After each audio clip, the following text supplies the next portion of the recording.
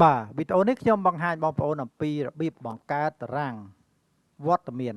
បាទបង្កើតតារាងវត្តមានបាទនៅក្នុងនេះគឺយើងធ្វើសម្រាប់ខែមករាបាទបើសិនជាយើងដល់ខែកុម្ភៈយើងគ្រាន់តែដូរឈ្មោះឡើយនេះមក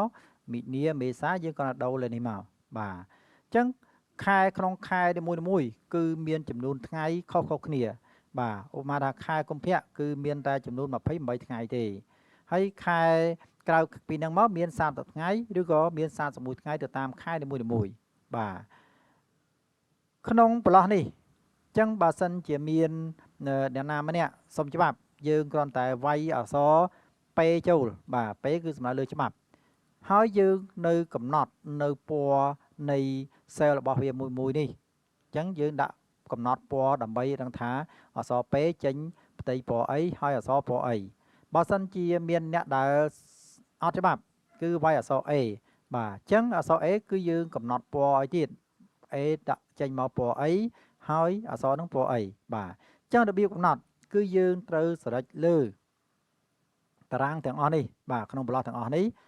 បាទទាំងអស់នេះមកបាទបន្តទៀតគឺយើងចូលកន្លែងនេះបាទឈ្មោះថា conditional formatting បាទចុចលើសញ្ញានេះមកបន្តទៀតយើងคลิกទៅលើ highlight cell ruler បាទបន្តទៀតយើងទាញមកនេះមកយើងคลิกទៅលើ text date content បាទពេលនោះនឹងចេញប្រអប់មួយមកនេះបាទត្រង់ប្រឡោះនេះមុនគឺច្បាប់អ្នកដែលសនច្បាប់គឺវាយអក្សរ P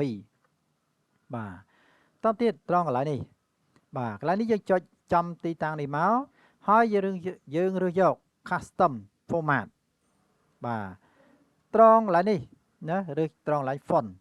បាទ font នេះគឺសំដៅលើ font នេះបាទ font នេះគឺយើងត្រូវដាក់ font នេះគឺពណ៌អីហើយផ្ទៃរបស់វាពណ៌អីបាទអញ្ចឹង font គឺយើងយក insert នេះយក bold បាទ font នេះគឺយក bold បន្តទៀត font នេះយើងដាក់ពណ៌យើងត្រង់កន្លែង color នេះបាទ color នេះគឺយើងយកពណ៌នៅ font អក្សររបស់យើងឥឡូវយើងfont នេះគឺយើងដាក់ពណ៌ Q ចុះបាទពណ៌ Q បាទផ្ទៃក្នុង cell មួយនេះគឺយើងคลิกទៅលើ fill បាទអញ្ចឹងផ្ទៃយើងដាក់ពណ៌លឿងចុះនេះពណ៌លឿងបាទបន្តទៀតយើងคลิก OK បាទคลิก OK ទៀតអញ្ចឹងបើសិនជាមានអ្នកដែលសុំច្បាប់គឺយើងគ្រាន់តែវាយអក្សរ P មកគឺវានឹងចេញពណ៌លឿងឲ្យយើងហើយផ្ទៃរបស់យើងនេះណាចេញពណ៌លឿងអក្សរពណ៌ Q អញ្ចឹងប្រឡោះណាក៏ដោយក៏បើសិនជាមានអ្នកសុំច្បាប់យើងគ្រាន់តែវាយអក្សរ P មកគឺវាចេញពណ៌លឿងផ្ទៃពណ៌លឿងឲ្យយើងបាទតទៅទៀតយើងត្រូវធ្វើអ្នកដែលអវត្តមានទៀតយើងស្លេចវាទាំងអស់ហ្នឹងមកបាទយើងបង្កើតនៅអ្នកដែលអវត្តមានឬក៏ហៅថាអត់ច្បាប់បាទយើងចុចទៅលើកន្លែងនេះដដែលឡើយនេះបាទឈ្មោះថា conditional formatting បាទคลิกទៅលើសញ្ញានេះមកคลิกលើ highlight cell ruler បាទคลิกទៅលើ text date content បាទអញ្ចឹងត្រង់កន្លែងនេះនឹងត្រង់ label នេះយើងវាយអក្សរ A ចូលមក A ស្មើលើអត់ច្បាប់ឬក៏អវត្តមានបាទយើងคลิกទៅលើកន្លែងនេះបាទបន្តទៀតคลิกទៅលើ custom format បាទត្រង់ font នេះគឺអក្សរនេះអញ្ចឹងយើងឲ្យអក្សរនេះចេញពណ៌អីហើយផ្ទៃពណ៌អីអញ្ចឹងត្រង់កន្លែង font នេះរើសយកពណ៌បាទឥឡូវទី1យើងយកពណ៌រឿង dot តិចអក្សររឿង dot តិចយក bold ហើយកន្លែង automatic នេះគឺរើសយកពណ៌អក្សរឥឡូវយើងដាក់អក្សរ A របស់យើងនេះយើងដាក់ពណ៌អក្សរចុះបាទពណ៌អក្សរផ្ទៃខាងក្នុង cell មួយរបស់អក្សរ A នេះគឺយើងធីកទៅលើ fill នេះបាទរើសយកពណ៌ក្រហមចុះអញ្ចឹងសជាមួយក្រហមមិនត្រូវគ្នាបាទคลิก OK បាទคลิก OK ទៀតបាទពេលនោះយើងបាននេះបាទបានពណ៌ក្រហមនិងអក្សរពណ៌សបាទអញ្ចឹងយើងទីតាំងកន្លែងណាដែរយើងវាយអក្សរ A មកគឺវាចេញពណ៌ក្រហមតែម្ដងនេះបាទគឺក្រហមក្នុងប្លោះ cell មួយនេះ A ឲ្យតែវាយអក្សរ A គឺចេញក្រហមដោយសារយើងកំណត់មិញឯងបើយើងវាយអក្សរ P គឺចេញច្បាប់នេះចេញពណ៌លឿងគឺច្បាប់នេះអក្សរ P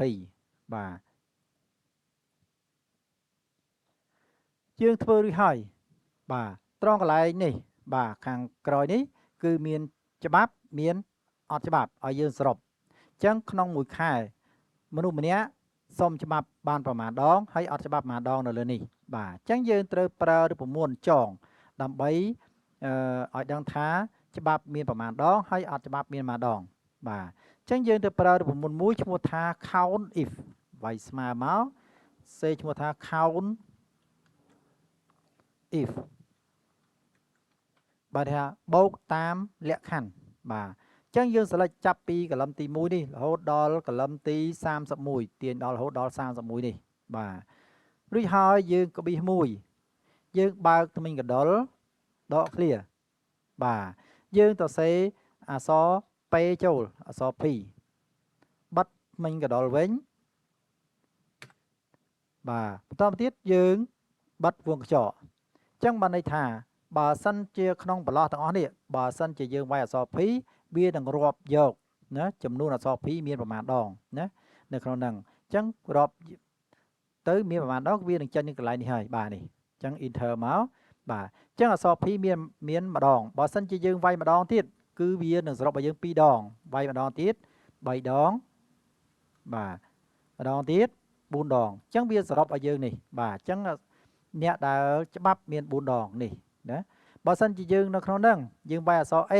វានឹងលោតឲ្យយើងដែរបាទប៉ុន្តែ A យើងអត់តន់ចងទេបាទអញ្ចឹងនៅក្នុង A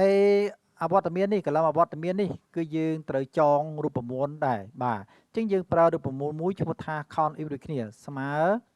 count if បាទវងកញ្ចក់បន្តទៀតយើង select ចាប់ពីកលឹមទី1រហូតដល់កលឹមទី31នេះបាទបន្តទៀតយើងក្បៀស1ហើយបើកថ្មិញកដុលដក clear យើងដាក់ A បាទវាយអក្សរ A ចូលបានន័យថាច្បាប់អត់ច្បាប់បាទបិទថ្មិញកដុលវិញហើយបិទវងកញ្ចក់មួយបាទ enter អញ្ចឹងក្នុងកលឹមនេះបាទក្នុងរោនេះបើសិនជាមាន A វានឹងរាប់ឲ្យយើងដែរនេះអញ្ចឹង A មាន2បាទ A មាន3ណាគេ A មាន4អញ្ចឹងមាន A មានប្រមាណនឹងសរុបឲ្យយើងហើយ P មានប្រមាណនឹងសរុបឲ្យយើងបាទយើងធ្វើរួចហើយដើម្បីឲ្យសរុបខាងក្រោមទាំងអស់ដែរយើងចុចឲ្យចំ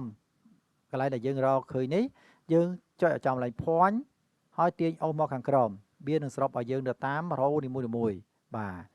កន្លែងអវត្តមានយ៉ាងដែរចុចឲ្យចំឬហើយជាទាញកន្លែង point នេះទាញអូសមកដល់ក្រោមមក